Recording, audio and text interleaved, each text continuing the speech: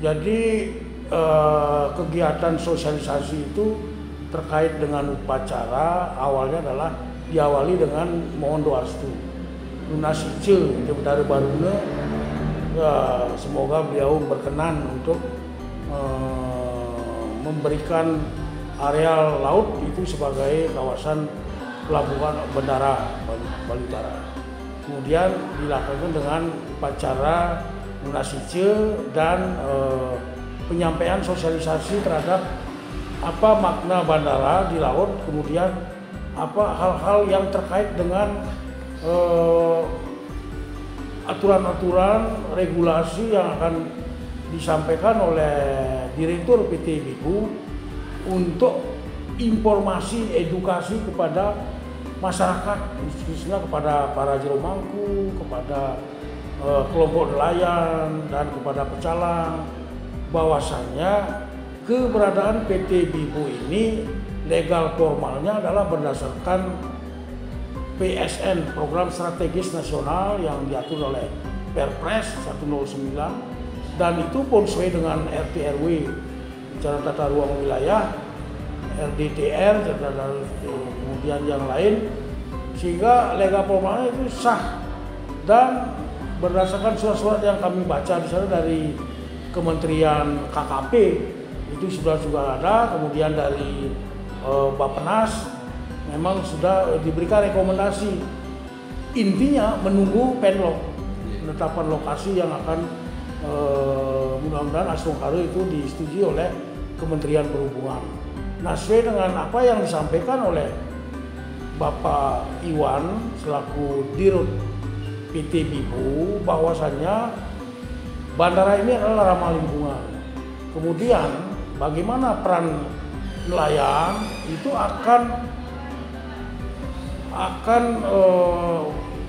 nelayan itu akan mampu nanti untuk melaksanakan mata pencariannya. Untuk di sana kan ada kanal nanti yang akan memberikan ruang dalam hal melaksanakan ataupun mencari perburuan ikan. Yang pertama, yang kedua, yang kegiatan upacara melasti, openingan itu juga tidak dihambat, sehingga hal-hal yang berkaitan dengan skala demi skala, baik itu untuk nelayan, baik itu untuk kepentingan kegiatan upacara, termasuk diantaranya tidak ada relokasi pura-pura yang ada di kawasan pesisir. Nah, inilah kami selaku klien di sana mempunyai tugas untuk memberikan edukasi kepada masyarakat, karena kami setelah kami dulu tahu, baru kami turut serta ikut mengundangkan tokoh-tokoh termasuk juga komponen masyarakat supaya memahami bagaimana sih bandara di laut ini. Nah, inilah tugas selaku penghulu desa adat, ini mempertanggungjawabkan program strategis nasional ini supaya kita mengawal bagaimana investasi ini berjalan sesuai dengan baik, sesuai dengan arahan Bapak Presiden, bahwasanya investasi ini harus diselamatkan. Kemudian investasi ini harus dijaga, dikawal, sehingga akan memberikan nilai tambah bagi upaya peningkatan kesejahteraan masyarakat dan keadilan sosial bagi warga masyarakat di keutamaan ini. Ya, tentu nanti akan memberikan kontribusi terhadap peningkatan adanya tenaga kerja yang akan dibutuhkan, membuka lapangan keluarga. Nah, itulah kami merasa optimis bahwa bandara ini bisa berjalan dengan baik ketika kita harus mendengarkan apa yang disampaikan oleh paparan sosialisasi dari PT BIPU. Yang kedua, yang paling hakiki adalah pemanfaatan tanah Duen Pura 370 hektar. Kalau itu di darat, jelas akan memanfaatkan sebagai landasan pacu. Artinya pemegang di Betara ini akan berjalan dengan baik, tidak baik.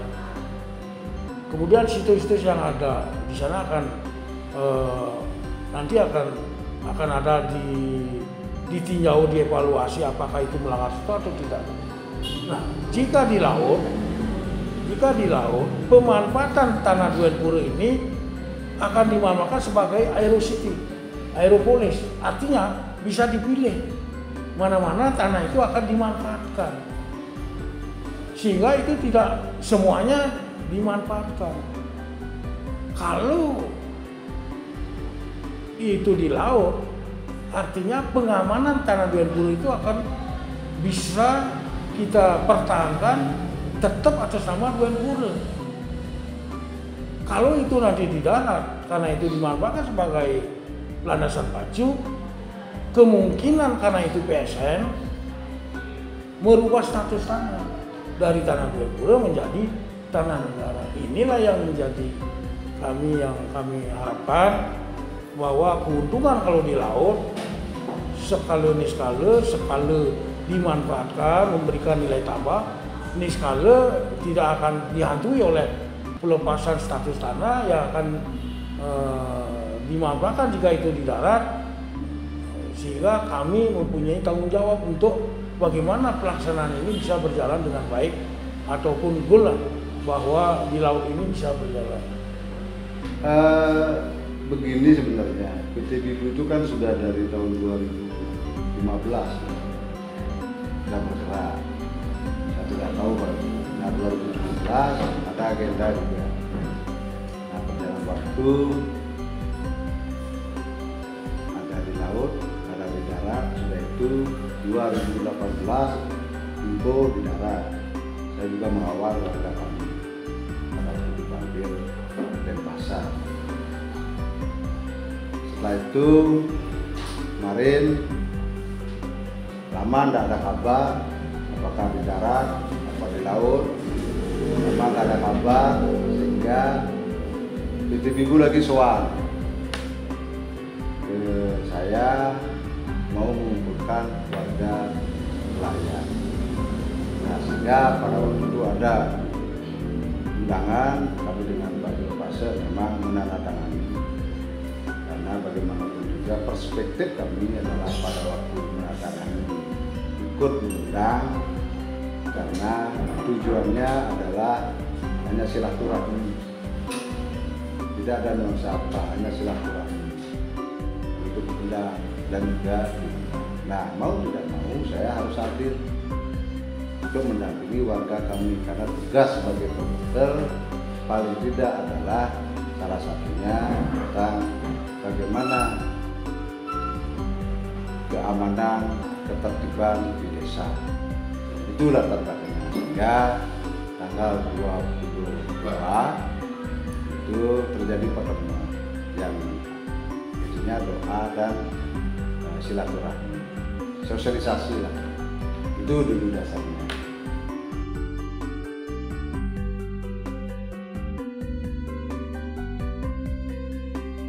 Saya menerima dengan baik, kemudian saya mempunyai kewajiban untuk mengawal.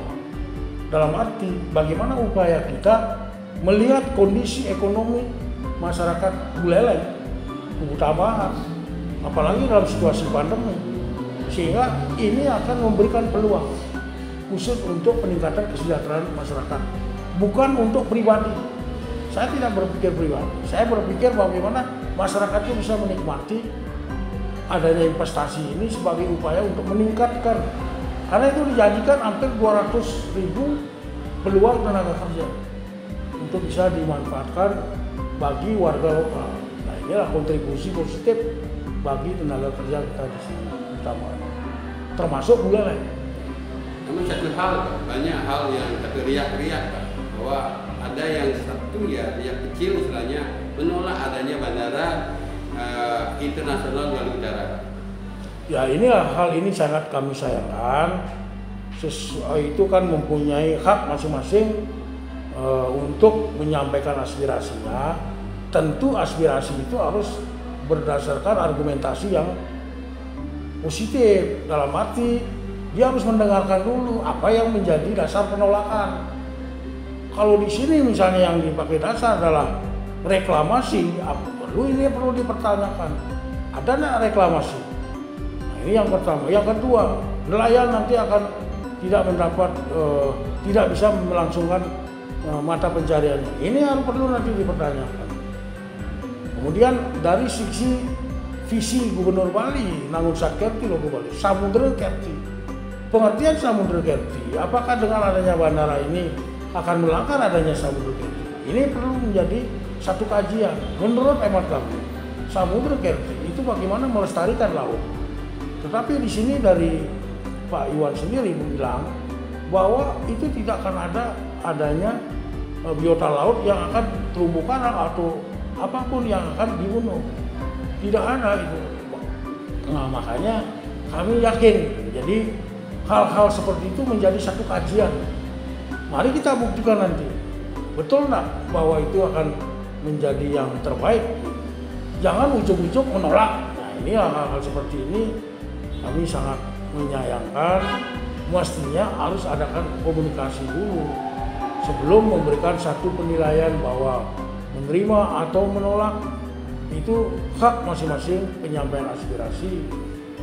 Terlebih-lebih yang dilaksanakan, mohon maaf, ini sebagai anggota dewan yang terhormat. Saya tidak menyebut nama, tetapi perlu ini menjadi pertanyaan. Apa motivasi menolak? Adakah motivasi kaitan karena ada persaingan korporasi yang membutuhkan dia di darat ataupun di laut? Karena yang saya tahu ada kepentingan terhadap korporasi pembangunan bandara yang fanatisme di darat. Nah, ini yang perlu menjadi pertanyaan.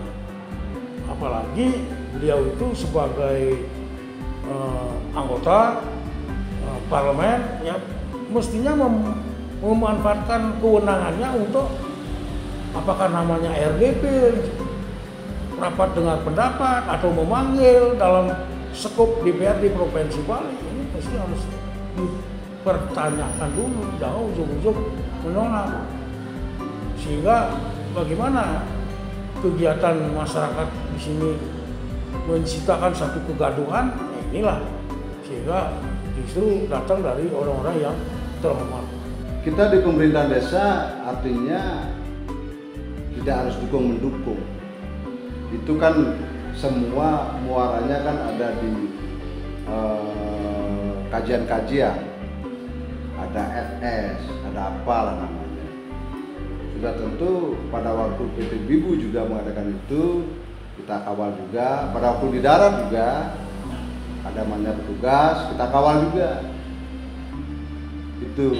Nah, sehingga kalau kita bicara dukung-mendukung, bukan kapasitas saya, tetapi kalau itu bandara ada di kubu tambahan, saya dukung. Entah itu nanti di laut atau di darat, yang jelas ini adalah kebijakan beliau yang di atas, apalagi sudah ada program strategis nasional. Yakin dari bapak-bapak yang ada di Jakarta sudah punya kajian-kajian. Apakah pantasnya di laut, apakah pantasnya di darat. Itu yang saya maksudkan. Kalau tentang bandara ada di kubu tambahan, dukung, Pak. Terlepas dari kepentingan-kepentingan yang lain.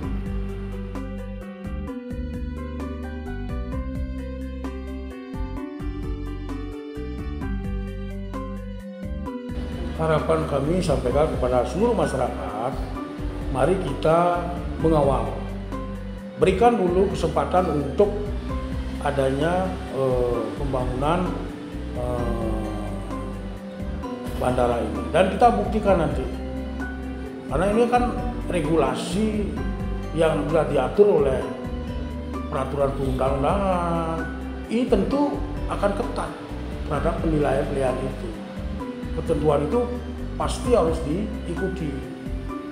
Harapan kami bagaimana keberadaan investasi ini akan tidak hanya semata-mata memberikan nilai tambah bagi upaya peningkatan kesejahteraan, tetapi bagaimana keberlangsungan keberadaan kami secara kelembagaan desa adat, sehingga tentu akan memberikan kontribusi bagi lembaga desa adat dan termasuk juga lembaga-lembaga lain kedinasan yang ada di Desa Keutamaan ini, karena tentu akan banyak kontribusi ini terkait dengan adanya investasi. Dan tentu dalam hal adanya investasi ini kami justru akan lebih koordinasi dengan pemerintah desa dalam hal bagaimana mengatur regulasi kehadiran penduduk pendatang dan lain sebagainya. Itu adalah di satu sisi merupakan memberikan keberadaan tingkatan misalnya ekonomi, percepatan peningkatan pendapatan masyarakat karena banyaknya penduduk. Nah tentu juga di satu sisi akan memberikan kekhawatiran bagaimana upaya kita kalau harus tanpa ada pengendalian terhadap keberadaan penduduk pendatang. Ya harapannya terhadap siapapun nanti, yang satu saya bilang tadi, yang penting ada di Desa Keutamaan. Silakan, saya mohon harapannya dari pemerintah pusat yang punya kewenangan, jangan sampai kita terombang-ambing oleh apakah namanya PHP, pemberian lapor palsu, atau nuansa-nuansa lain. Saya ingin ada kepastian di laut apa di darat. Kalau di laut, ya katanya PDBU yang saya juga ada di dalamnya untuk mendengarkan, ya harapan saya jelas, pastikan, mudah-mudahan ya cepat, ya tidak masyarakat kami terombang-ambing dengan isu-isu ini. Yang kedua harapan saya kalau ini memang jadi, nanti kita dari sumber daya manusia, dari potensi yang ada, sudah tentu kedepannya kita akan berpikir pasti ada masalah, pasti kalau di laut pun ada masalah, pasti nelayan kami bagaimana melindungi. Kalau di darat pasti ada penggusuran, pasti ada masalah. Tetapi saya yakin pemimpin-pemimpin yang ada di atas sudah bijak, sudah akan bisa hadir menyelesaikan masalah ini tanpa masalah. Pasti ada win-win solusi.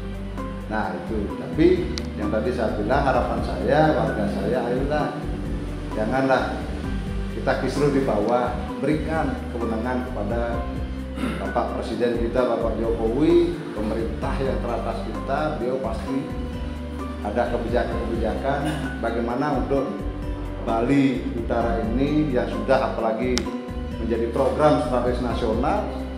Sudah ada perdanya juga yang di Keutamaan. Kami cuma dari Desa Keutamaan berbekal pertama ya terkait dengan itu aja.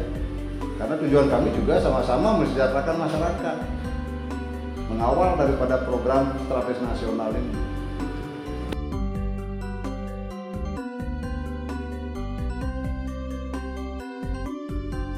Yang lain disampaikan, kita mohonlah kepada seluruh masyarakat, tokoh-tokoh masyarakat Keutamaan, Buleleng, termasuk anggota DPRD Kabupaten Buleleng dan Provinsi, mari kita bersama-sama mengawal arahan dari Bapak Presiden Jokowi bagaimana keberadaan investasi ini untuk kita sungguh-sungguh jangan ada dusta terhadap nilai keberadaan investasi. Yang sungguh-sungguh betul-betul enggak apakah ini memang betul-betul memberikan nilai tambah. Ini DPRD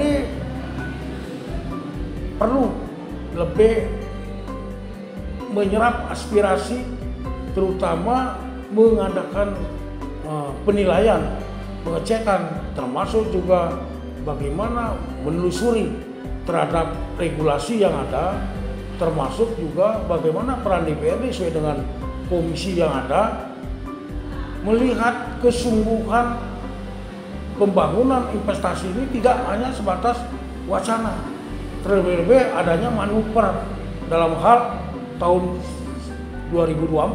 Nah ini, karena itu kan komoditas politik yang nanti akan disebarkan oleh beberapa seperti tahun-tahun lalu itu, ketika ada perhelatan ini akan munculnya adanya wacana-wacana tersebut. Ini yang perlu tidak ada bagi kami.